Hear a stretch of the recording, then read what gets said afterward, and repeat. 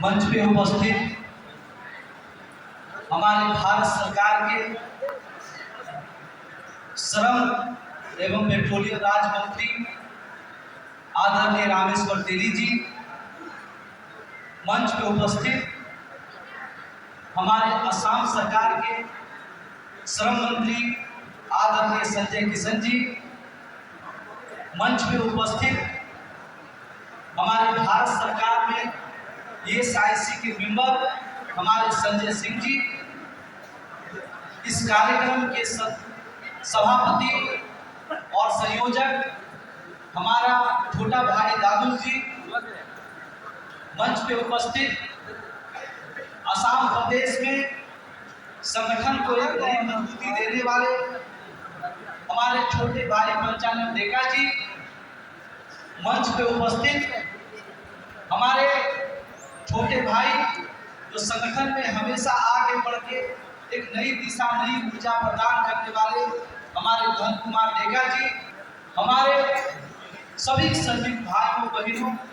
हमारे सभी कार्यकर्ता बंधुओं, हमारे सभी पदाधिकारी गणों का मैं मां कामाख्या की धरती में आपका हार्दिक अभिनंदन और स्वागत करता हूं। आपको पता है किस तरीके से जब हमारा आंदोलन चलता था, तो चाहे तिनसुकिया हो, चाहे डिब्रूगढ़ हो, गुवाहाटी हो, नौगांव हो,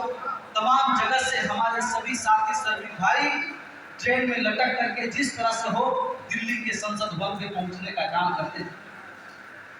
आज आपका यह संगठन आपने जो मजबूती प्रदान किया, पूरे भारत में जो हमारा लगभग 7 लाख परिवार का यह संगठन जो आपकी समस्याओं को दूर करने के लिए हमारे बीच देश के तमाम मंत्री हमारे बीच उपस्थित हुए हैं, ये हमारे लिए बहुत ही सौभाग्य की बात है। मैं माननीय मंत्री जी को बताना चाहता हूं कि रेलवे मार्ग गोदाम के श्रमिक जो ब्रिटिश शासन काल में 177 साल पहले जब रेलवे को मार्ग ढुलाई की व्यवस्था में लाई गई थी,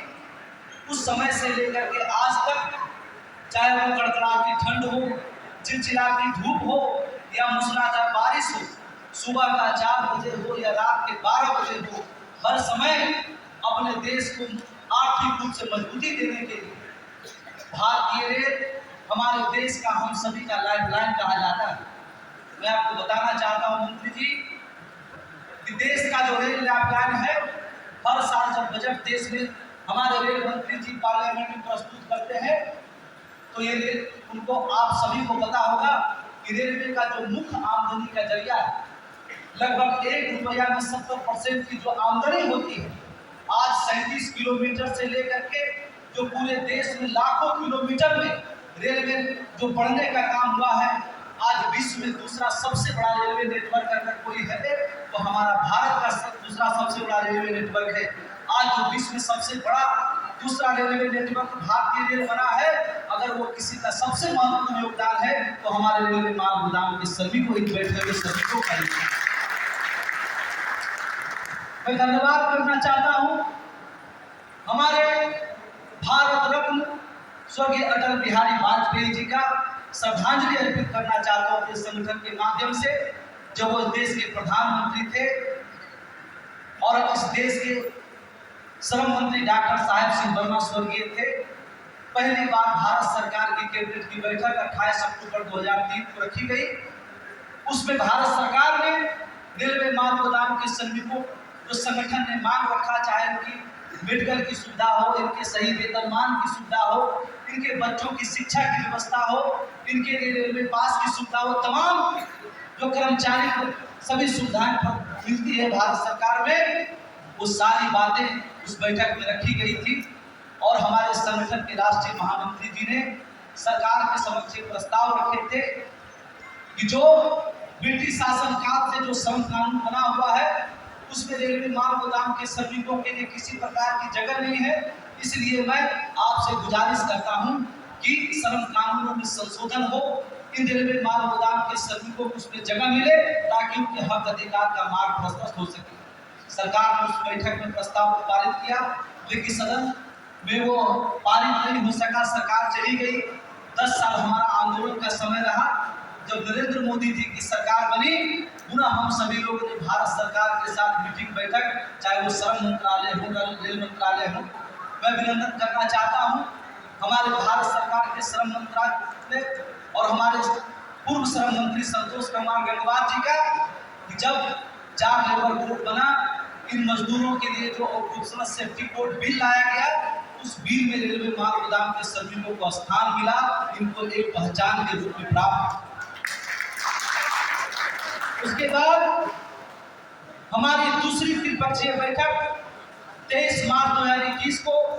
श्रम मंत्री की अध्यक्षता में भारत सरकार के श्रम मंत्रालय के समक्ष रखा गया। उस बैठक में मैंने भारत सरकार के समक्ष आपकी समस्याओं के बारे में रखा कि महोदय, आप असम प्रदेश चले जाइए, उड़ीसा प्रदेश चला जाइए, जहां पर आयरन की लोडिंग होती है, सीमेंट की लोडिंग होती है। हमारे देश में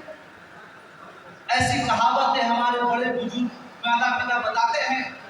कि हमारे हाथों में जो भाग की रेखा है वही बताती है कि हमारा आने वाला कल कैसा हो। मैं आपको बताना चाहता हूं महोदय, रेलवे माल गोदाम के श्रमिक ने इस देश और रेलवे को भाग को बनाने के लिए अपने हाथों की लकीर तक मिटा देने का काम किया है। आज बहुत सारे ऐसे हमारे श्रमिक हैं जिनका आधार कार्ड नहीं बन पाया है। उसका कारण ये है कि जब वो थंब लगाने जाते हैं तो उनके हाथों की लकीर मिट गया है। ऐसे मजदूर जो 177 साल से देश के विकास में रेलवे को नई ऊंचाई देने का काम जो करते आ रहे हैं, आज इस बैठक में उनके आने वाले पीढ़ी, उनके बच्चे, उनके भविष्य को सुरक्षित करने का निर्णय लिया जाए। इतिहास के पन्ने में लिखा जाए कि जो 177 साल में हमें अधिकार नहीं मिला, वो हमारे नरेंद्र मोदी जी की सरकार में मजदूरों को मिलने का काम हुआ है। हमारे भारत के प्रधानमंत्री जी का एक मूल मंत्र है, सबका साथ, सबका विश्वास और सबका प्रयास। ये सार्थक तब होगा जब रेलवे माल गोदाम के श्रमिकों को हक अधिकार देने का काम किया जाए। मैंने कहा कि जब कोरोना का संकट आया, लोग अपने बालकनी से बाहर निकलने में डरते। हमारे देश के प्रधानमंत्री जी ने देश के नागरिकों को यह भरोसा आश्वासन दिए कि कोई भी हमारे देश में भूखमरी से नहीं मरेगा, सबके घर तक अनाज पहुंचने का काम होगा। उस समय इस देश में कोई अपनी जान की परवाह किए बिना, अपने बच्चों की जान की परवाह किए बिना अगर कोई इस देश में सबसे आगे आने का काम किया तो रेलवे माल गोदाम के श्रमिकों ने काम किया। जब देश में सड़क मार्ग बंद हो गया, हवाई मार्ग बंद हो गई, पैसेंजर ट्रेन चलना बंद हो गया,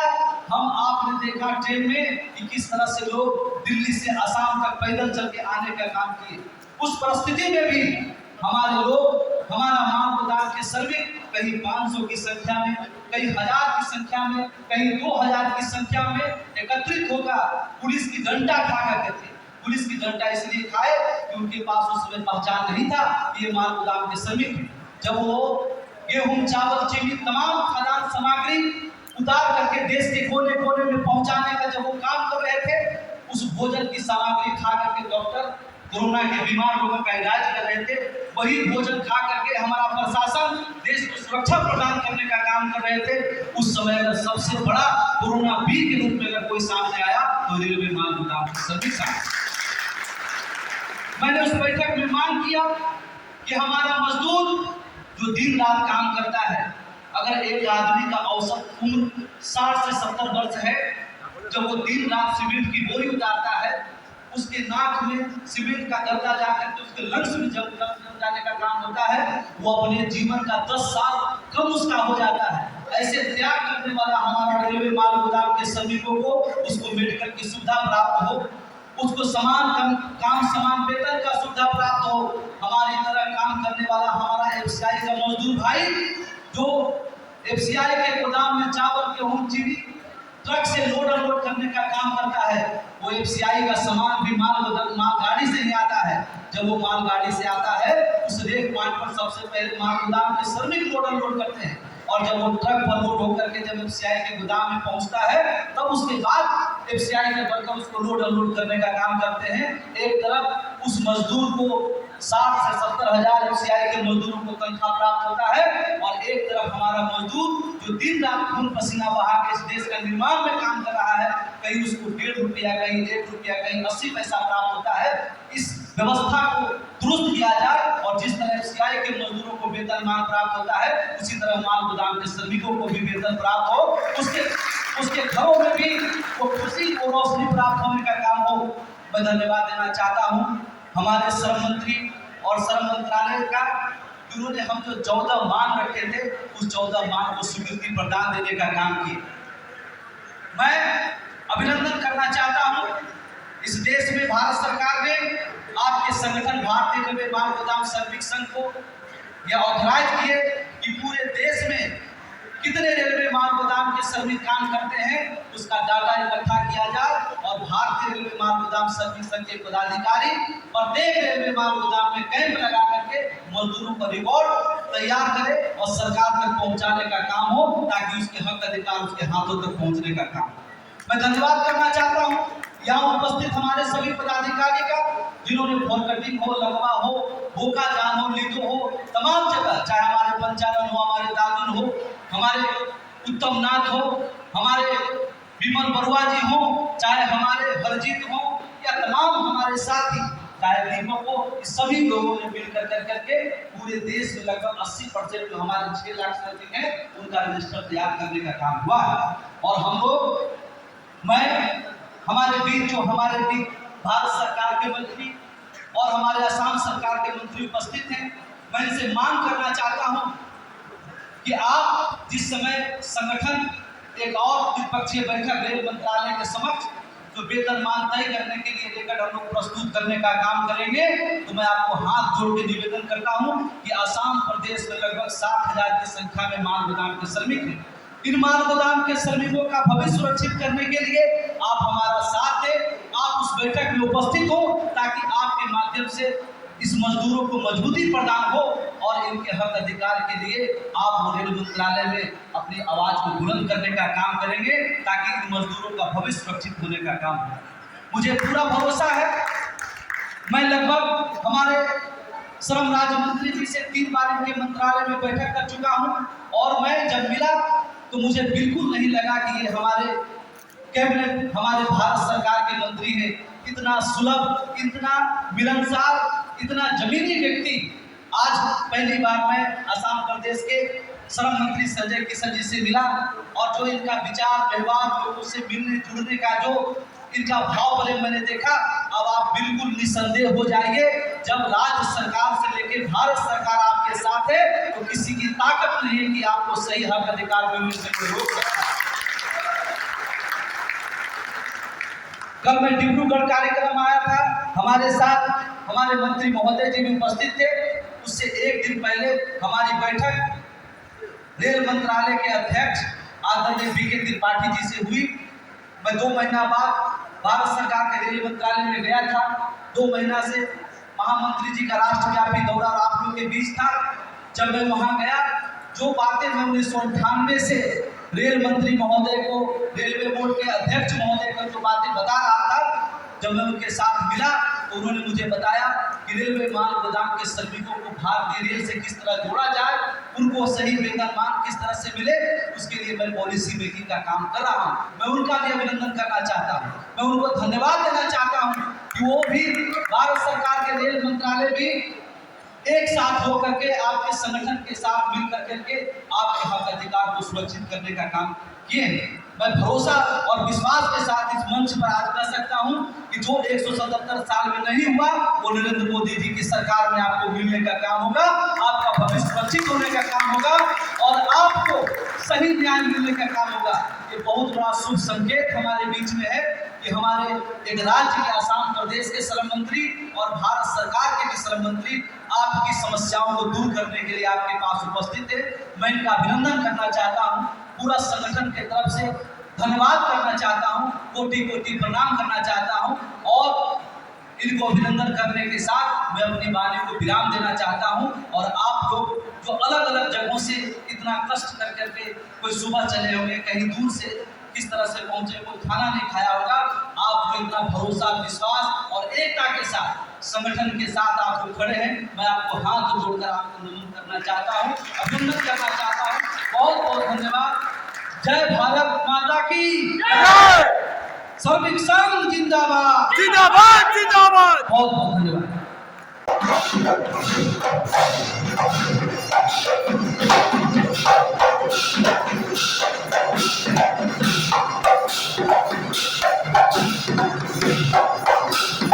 भारतीय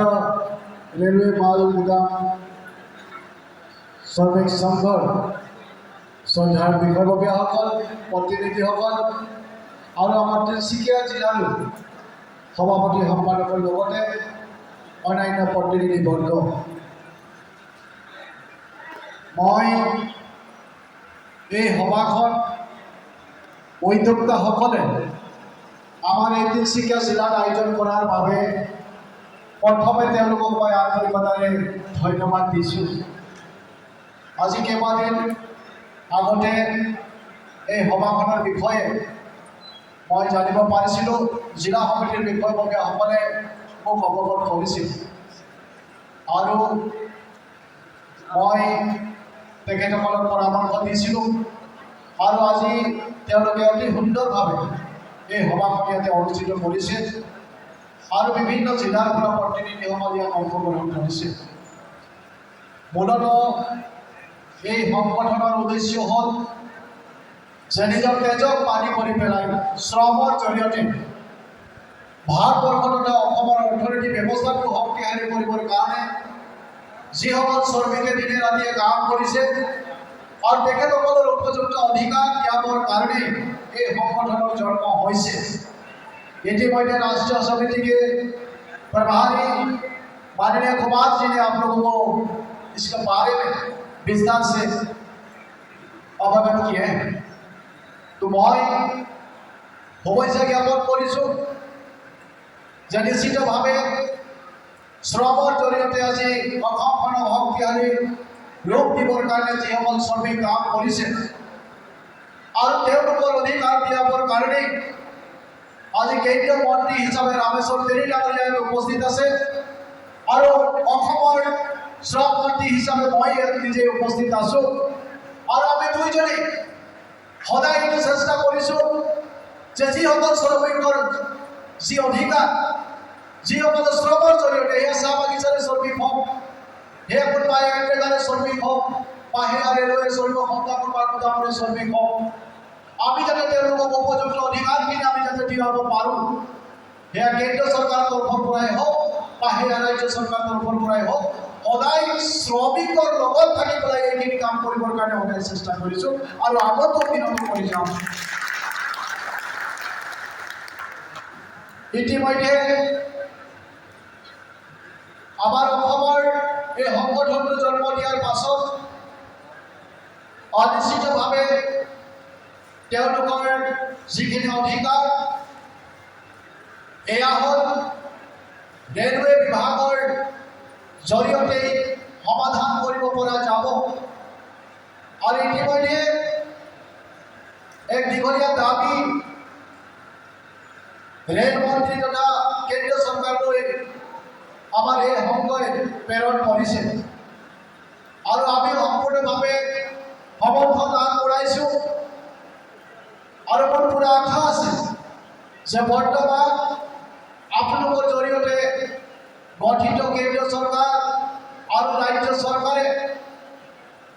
ভাৰতবৰ্ষ তথা অসমত বসবাস কৰা প্ৰত্যেকটো জাতি জনগোষ্ঠীৰ প্ৰত্যেকটো ধৰ্মাৱলম্বী লোকক